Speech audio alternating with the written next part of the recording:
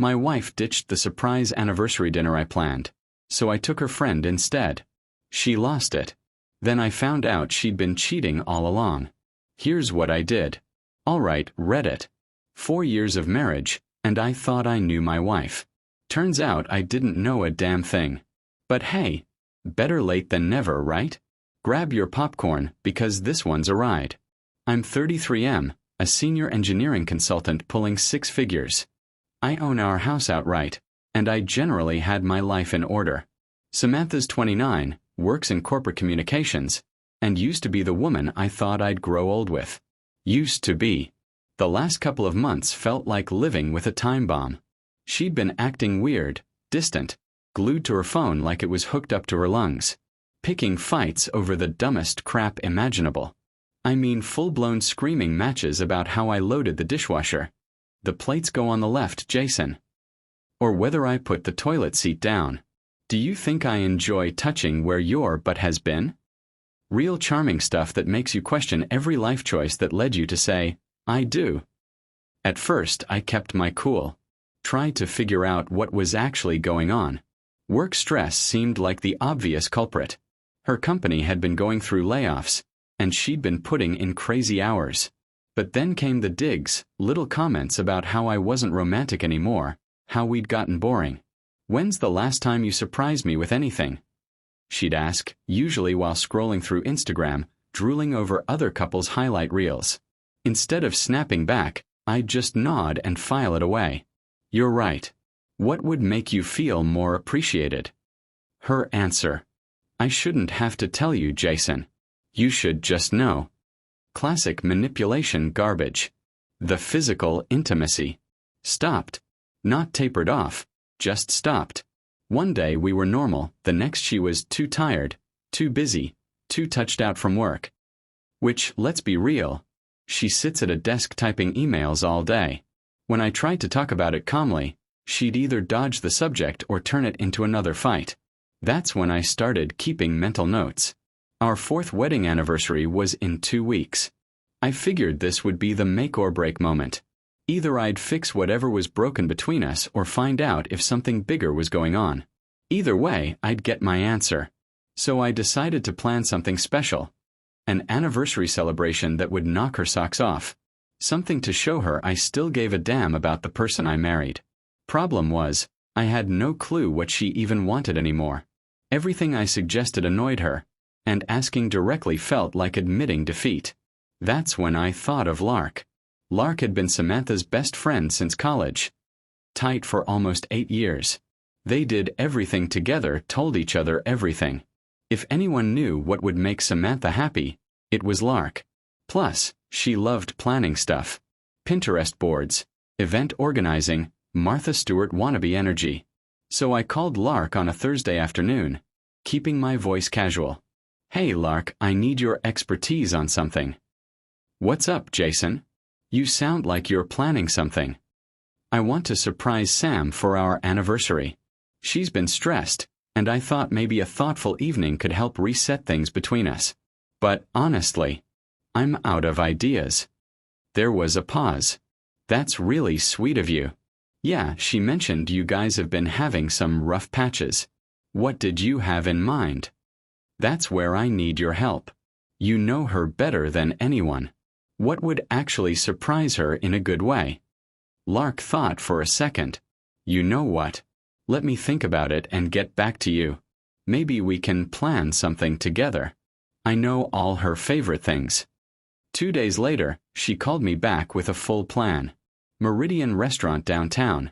Apparently Samantha had been dying to try it for months. A vintage silk scarf from her favorite boutique. Too expensive for her to splurge on. And a limited edition perfume she'd been hinting about. She's going to love this. Jason, seriously, this is exactly the kind of thing she's been hoping you'd do. Perfect. I really appreciate you helping me with this. Lark even offered to coordinate everything. Make sure Samantha was free, maybe even help me with the gift. Having her on my side felt like insurance. No way Samantha could complain if her best friend helped plan the whole thing. Over the next week, Lark and I texted back and forth. She helped me pick the scarf, suggested having flowers at the table, even recommended a cocktail Samantha loved.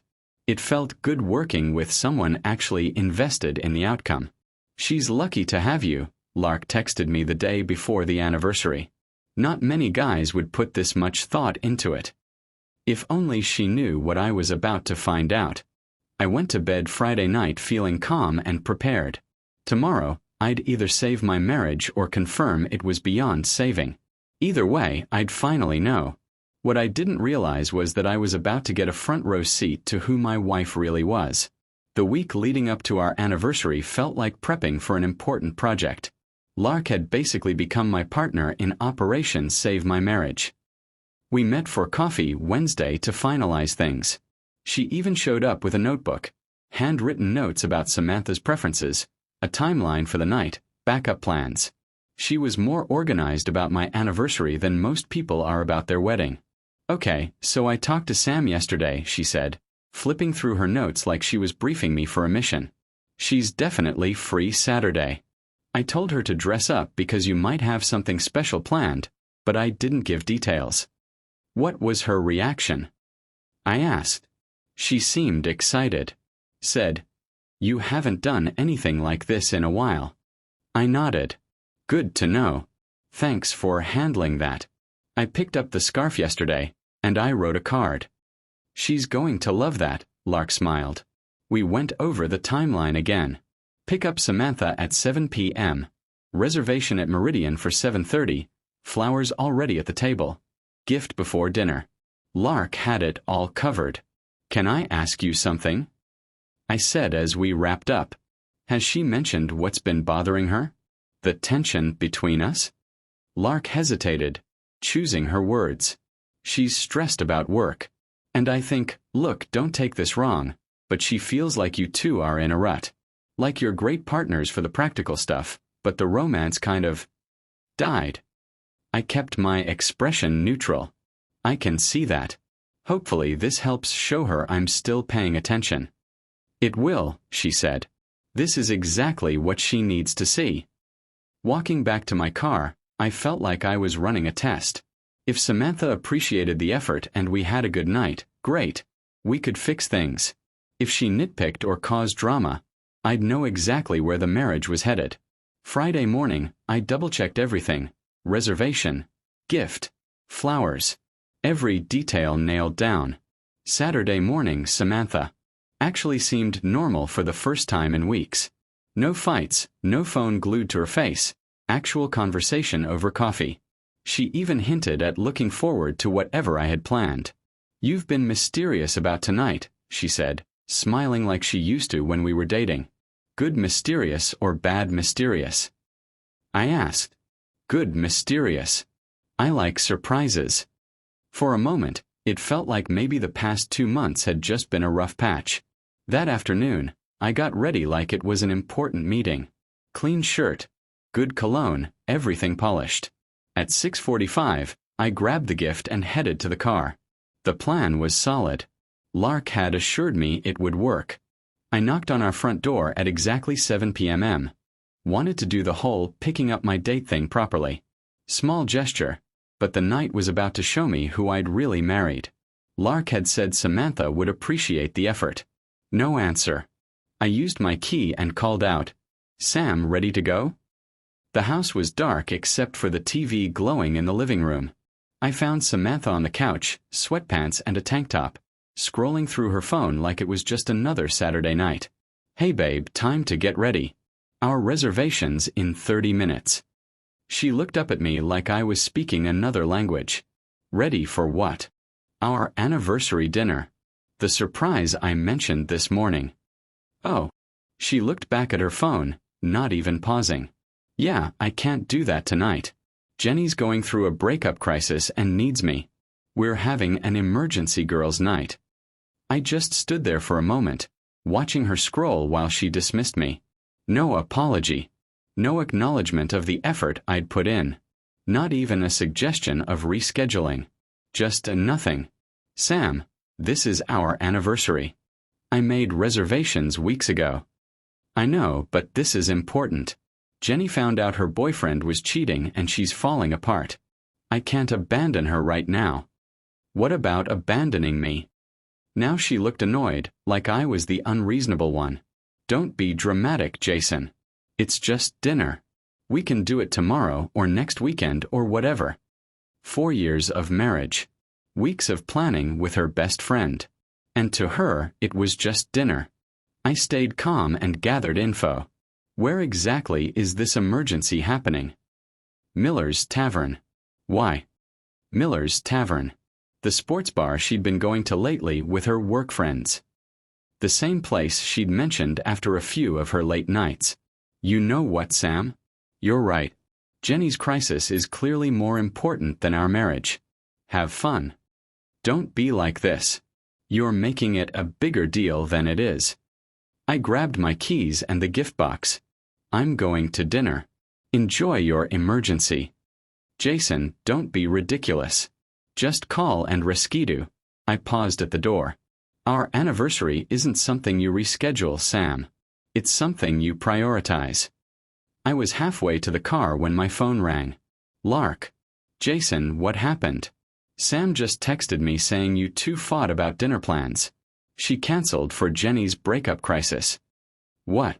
That doesn't make sense. I talked to Jenny this afternoon. She was fine. Actually, she was excited about her date tonight with some new guy. Bingo. What did you just say? Jenny.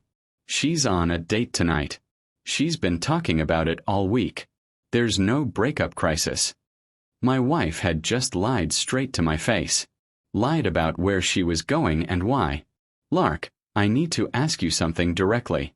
Has Samantha been acting strange around you lately? A long pause. Jason, I don't want to get in the middle of. I'm not asking you to betray confidences. I just need to know if I'm imagining patterns that aren't there. She's been really secretive about work stuff. More than usual.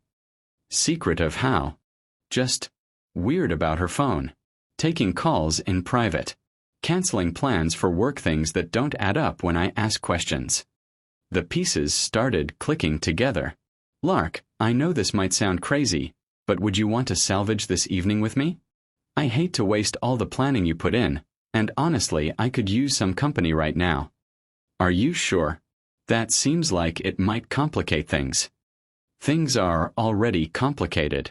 And you helped plan the whole evening. You should at least get to see how it turned out. Okay. But Jason, I think you need to have a serious conversation with your wife soon. 20 minutes later, Lark met me at Meridian. She'd dressed up nicely. And when she saw the table set with flowers, the soft light, the romantic setup, she looked genuinely impressed. This is beautiful. She really doesn't know what she's missing. Thanks for helping me make it happen. And thanks for coming tonight. We ordered drinks and started talking. For the first time in months, I was having a real conversation with someone who actually listened, actually responded thoughtfully. Lark told me about her job, her life. Normal topics. Nothing felt like a minefield. The restaurant brought out the dessert I'd arranged, and Lark actually teared up a little. When we left around 10:30, I felt clearer than I had in months. Not just because I'd enjoyed the evening, but because I had confirmation my instincts were right. I dropped Lark off and thanked her for saving what could have been a terrible night. Look, Jason, she said. Whatever's happening with Sam, don't let her convince you this is your fault. You're a good husband. You deserve better. I got home around 11:30. The house was still dark. Samantha wasn't back from her emergency. I sat in my car for a few minutes, staring at the house, and made a decision. Time to find out what my wife was really doing. I was done guessing. I barely slept. Samantha rolled in at 2:30 a.m. I pretended to be asleep as she slipped into bed. She smelled like drinks, cigarettes, and cologne that definitely wasn't mine. Same pattern as the other recent late nights. Sunday morning, she acted like nothing happened. Made coffee, scrolled her phone, even asked if I wanted to watch a movie later. No mention of our anniversary. No curiosity about how my evening went. How was Jenny's emergency last night? I asked casually over coffee. Oh, drama. She's feeling better now, though. Another lie. Time to switch from reactive to proactive mode. Over the next week, I paid attention like my life depended on it. Not jealous husband snooping. Just systematic observation. The patterns became obvious fast. Phone behavior. Always face down on tables, never left unattended, stepping away for work calls filled with laughter. Work schedule, late meetings that didn't exist, client dinners with no client names, evening commitments that never showed on any calendar. Wednesday night, she announced another late work night. Big presentation tomorrow. Might not be home until after midnight. What's the presentation about? Client strategy stuff. Pretty boring. At 8 p.m., I called her office. The security guard told me the building had been empty since 6:30. No evening meetings. No after-hours key card logs for her. Thursday night I made a choice that felt wrong, but really it was just smart detective work. I followed her. She left work at 5:45 and drove straight to Miller's Tavern. But she didn't go inside. She sat in her car for 10 minutes until a BMW pulled up next to her. Expensive car. Well-dressed guy, the kind who looks like he belongs in a corporate. Headshot. They hugged in the parking lot. Not a friendly hug. Intimate. Familiar. The kind that said this wasn't their first meeting. I sat across the street and watched them through the restaurant windows. Body language doesn't lie. They sat close. Hands touched across the table. Leaned in to whisper. When they left, she followed him to a downtown hotel. Nice place. The kind of place where rooms cost more than most people's mortgage payments. I went home and started planning my next moves the way I'd approach an engineering problem. I called my buddy Liam, the only lawyer I knew personally, told him everything and asked what to do next. You need documentation. Photos, financial records, communication logs, pattern analysis. And you need professional help. Private investigators know how to gather evidence courts will accept. What about confronting her directly? Bad idea. People destroy evidence when they know they're caught. Get your documentation first, then move. Smart advice. Thanks. Liam. I might need a good divorce attorney soon. I know several. But Jason, be smart about this. Friday morning, I called the private investigator Liam recommended. By Friday afternoon, I had a professional tailing my wife, while I kept up normal routines and gathered what I could on my own. The investigator's report came the next Thursday. Photos, timelines, background research. My wife's boyfriend was David Brown, senior VP at a tech company. Married. 2 kids. Exactly the kind of guy who drove expensive cars and wore suits that cost more than most people make in a week. 3-month affair. Regular pattern. Same hotel every time. My wife had been living a double life while I was at home planning anniversary dinners. How ironic. The photos were clear, dated, court-ready. More than enough for divorce. But instead of confronting her right away, I started working on a solution. If Samantha wanted to throw away our marriage for some executive in a BMW, fine. But she was going to learn that I wasn't the naive husband she thought I was. It was time to show her what happens when you underestimate someone like me. For the next 2 weeks, I worked like I was running a big project with 100 moving parts.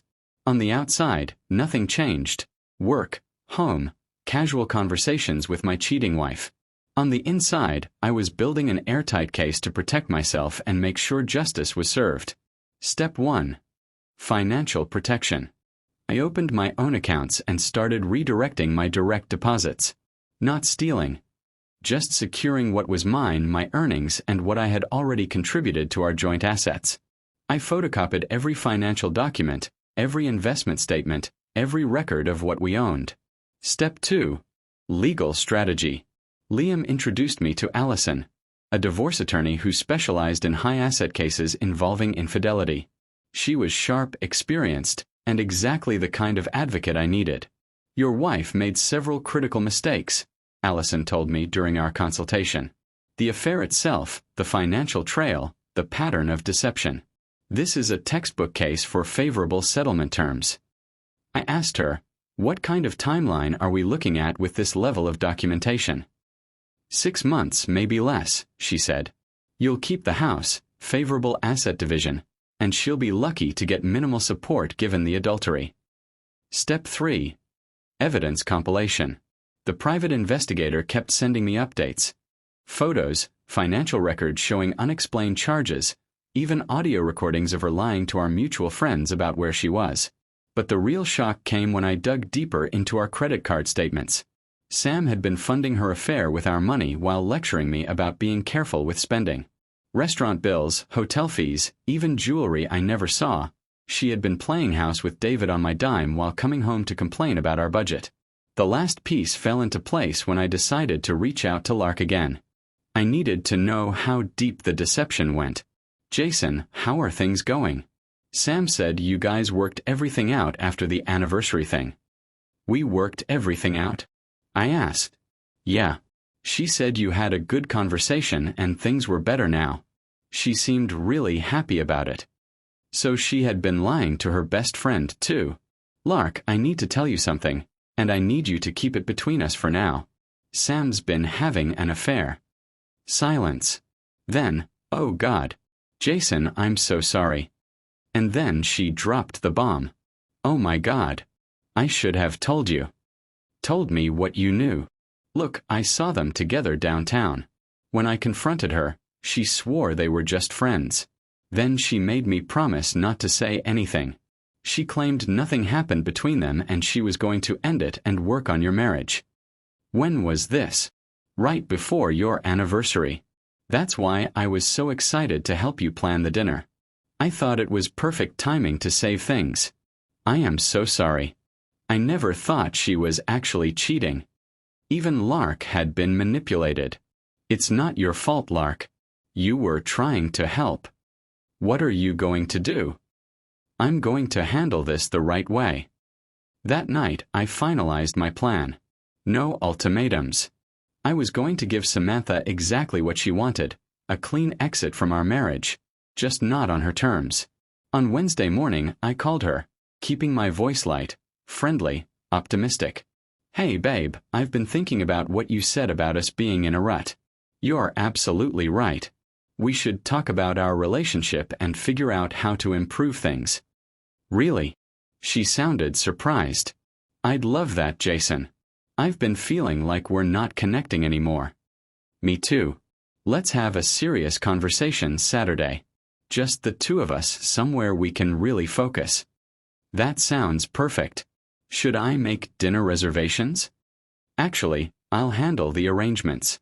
I want to do this properly. Saturday afternoon, I called Samantha and told her there had been a change of plans. Instead of dinner, could she meet me at Liam's law office? I explained that we needed to review some legal documents related to our house refinancing. She agreed immediately. Why wouldn't she? Her trusting husband was just taking care of boring paperwork, while she was probably texting David about their next hotel rendezvous. At 3 p.m.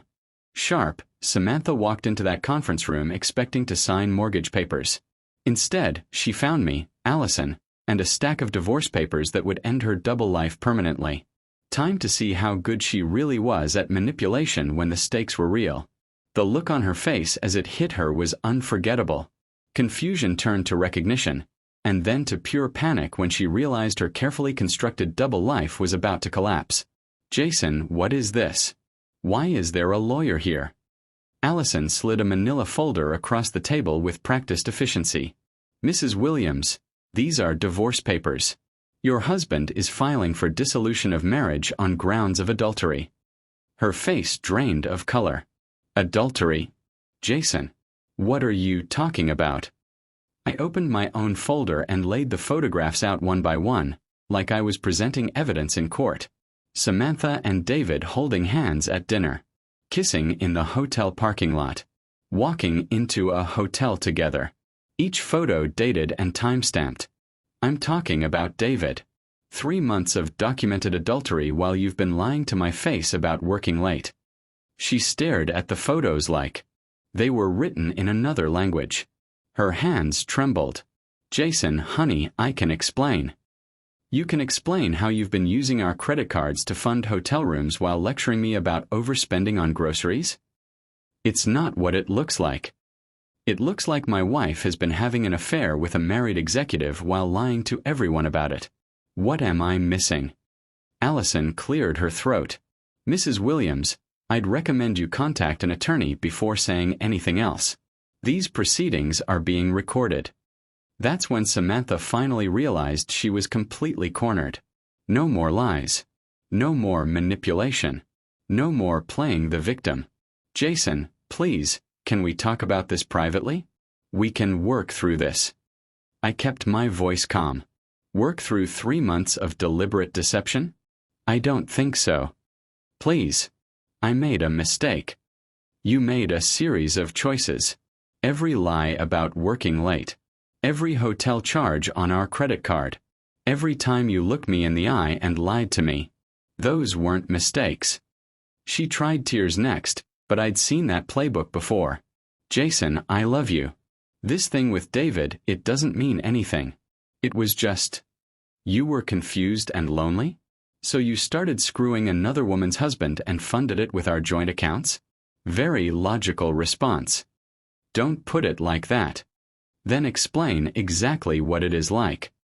Allison interrupted. Mrs. Williams, you should contact legal representation. I don't need an attorney. This is my husband. Samantha turned back to me, her shock giving way to desperation. Jason, we can go to counseling. We can fix this. 4 years of marriage has to count for something. It counted for something. You screwed it up. Congratulations. I stood and walked over to the window, looking out at the same city where my wife had been meeting her affair partner, while I was home like an idiot planning romantic surprises. You want to know the really interesting part, Sam? I actually thought our problems were my fault. I was planning romantic dinners and asking your best friend for advice while you were running around with David. Jason. I even had Lark help me plan our anniversary dinner. You remember Lark? Your best friend who's been losing sleep because she knew about your affair and thought you were going to end it. That hit her. Samantha's composure broke completely. Lark knows. Lark knows. Pretty soon David's wife is going to know. Everyone is going to understand exactly what kind of person you are. Allison slid another document across the table. This is an asset inventory and proposed settlement. Given the documented adultery and misuse of marital funds, Mr. Williams is entitled to favorable terms. Samantha looked at the papers, her face turning gray. You're keeping the house. I'm keeping the house I bought and have been paying for, along with the retirement accounts I've been funding and the investments I've been managing, while you were busy screwing another man. This is insane. You can't just... Yes, I can. She tried anger next, hoping to provoke me. Fine. Take everything. David makes 3 times what you make anyway. I'll be better off without you. David's married Sam. Full stop. What? David is married. 6 years. 2 kids. His wife is a pediatrician. I watched Samantha's whole world collapse as she realized she had destroyed her marriage for a man who was never going to leave his family. You're lying. You're just bluffing. I never lie, Sam. That's been the difference between us. She sat down hard, like someone had just cut her strings. He said he was divorced. He lied to you. Allison stood up, efficient as ever. Mr. Williams, I believe we're finished here.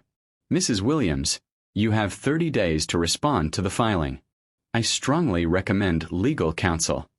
As we gathered our papers, Samantha grabbed my arm desperately. Jason, please don't do this. I'll end things with David.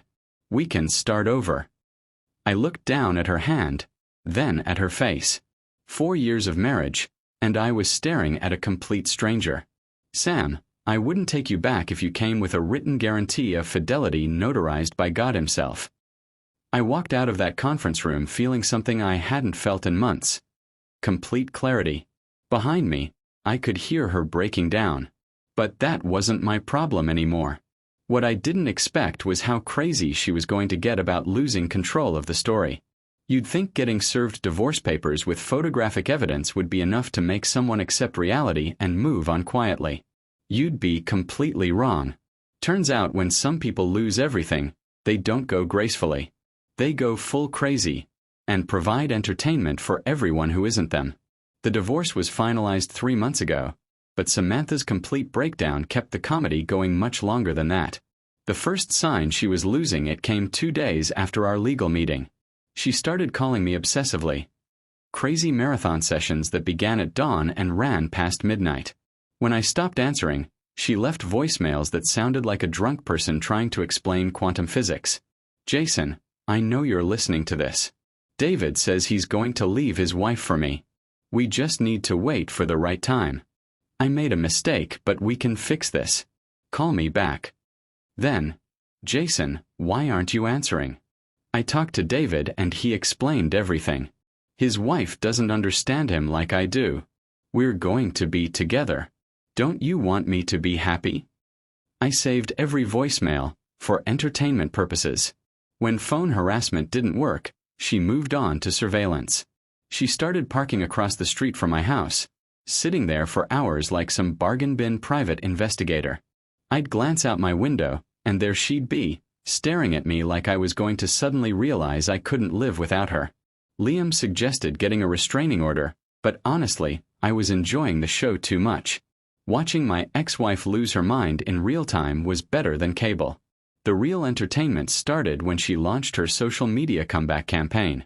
At first, it was subtle. Posts about people giving up on love too easily, about marriages that could have been saved with better communication. Then came the full essays about betrayal, forgiveness, and second chances. My personal favorite? Sometimes the people closest to you are the ones who hurt you the most.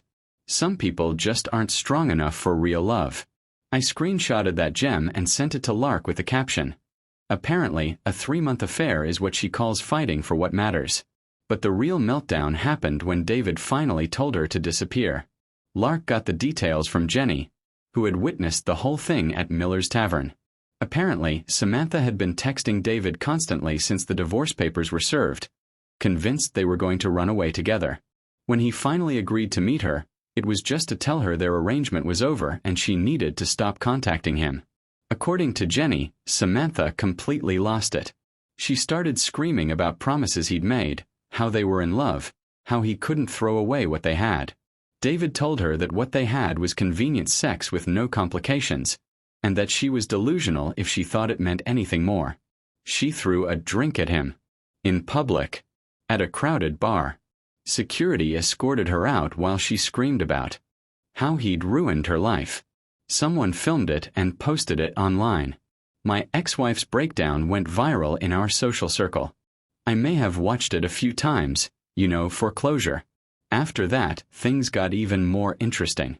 Samantha started calling my workplace, trying to convince my boss that I was having a mental health crisis and needed intervention. She told him I was being manipulated by toxic influences, that our marriage had ended because of outside interference. My boss, who's worked with me for 5 years, basically told her to stop calling or he'd report her for harassment. Then she started showing up everywhere I went. Coffee shop on Saturday mornings. Suddenly she needed caffeine at the exact same time. Grocery store. She'd developed a passion for organic produce. Gym, apparently, fitness was calling her. The restraining order finally became necessary after she followed me to a work dinner and caused a scene in the restaurant parking lot. Something about how I was ruining her life, in front of my colleagues at a company event. That's when I realized she wasn't just having a breakdown. She was actively trying to mess with my reputation because hers had blown up. The divorce settlement went exactly as Allison predicted. Samantha got minimal assets. Some personal items, her car, enough money for a security deposit. No spousal support. No claim on the house. No share of my retirement accounts. The adultery documentation made the outcome inevitable. But the real justice wasn't financial. It was watching her entire life collapse. David dumped her immediately after the bar incident. Her job got complicated when her performance reviews showed a pattern of declining work quality that matched perfectly with her affair timeline. Corporate doesn't like employees using company time for personal drama. She's working at some startup now, making half her previous salary, living in a studio apartment that costs more than our old mortgage payment.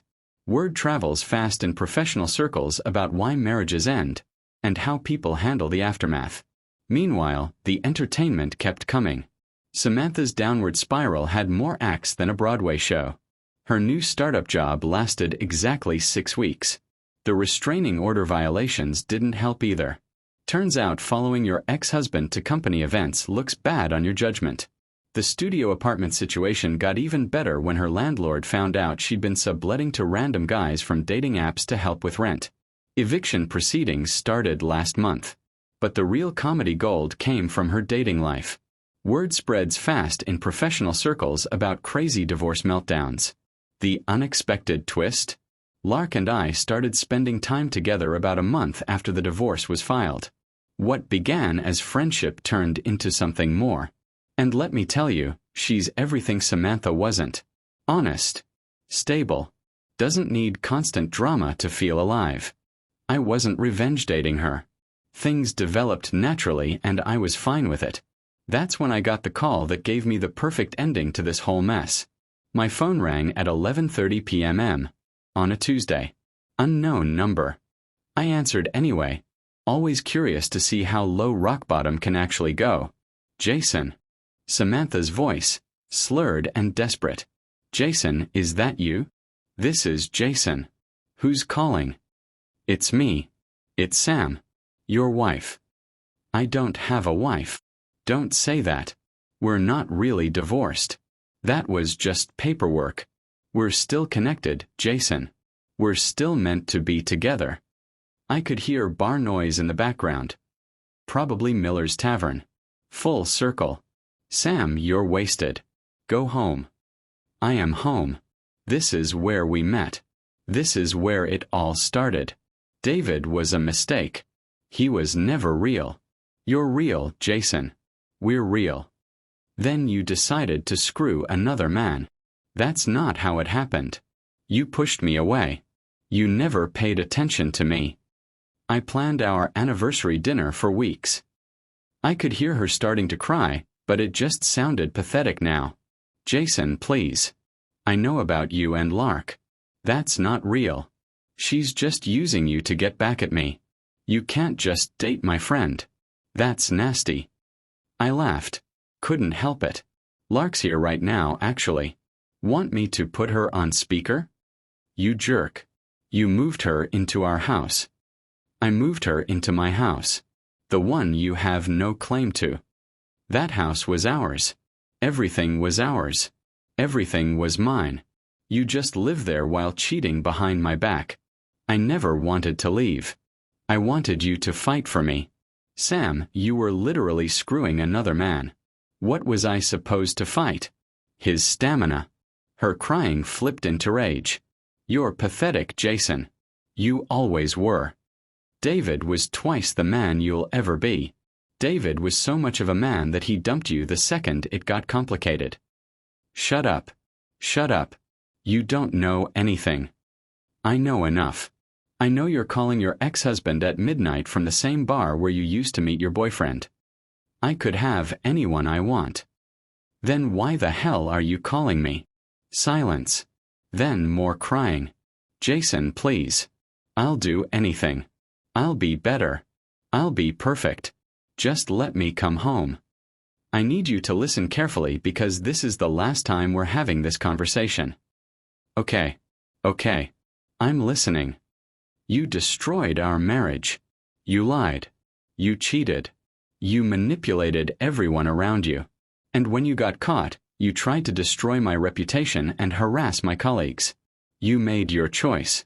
Now live with it. But I love you. Love me, my ass. I hate you. I hate both of you. Goodbye, Sam. Wait, I haven't finished yet. I hung up, blocked the number, and turned to Lark, who'd been listening from the kitchen, trying not to burst out laughing. That was brutal. Are you okay? She asked. I'm perfect. 3 days later, Lark told me she'd heard through mutual friends that Samantha had been arrested that same night. Public intoxication and causing trouble at Miller's Tavern. Apparently, she'd been trying to convince random customers that the bartender was working with her ex-husband, and when they refused to play along, she threw a glass. What can I say? Some people never change. Thanks for bearing with me till the end, legends. Peace out. Oh, and YouTube just dropped this new hype feature. So if you're hooked on this story, smash that hype button. It tells YouTube, this video deserves to blow up.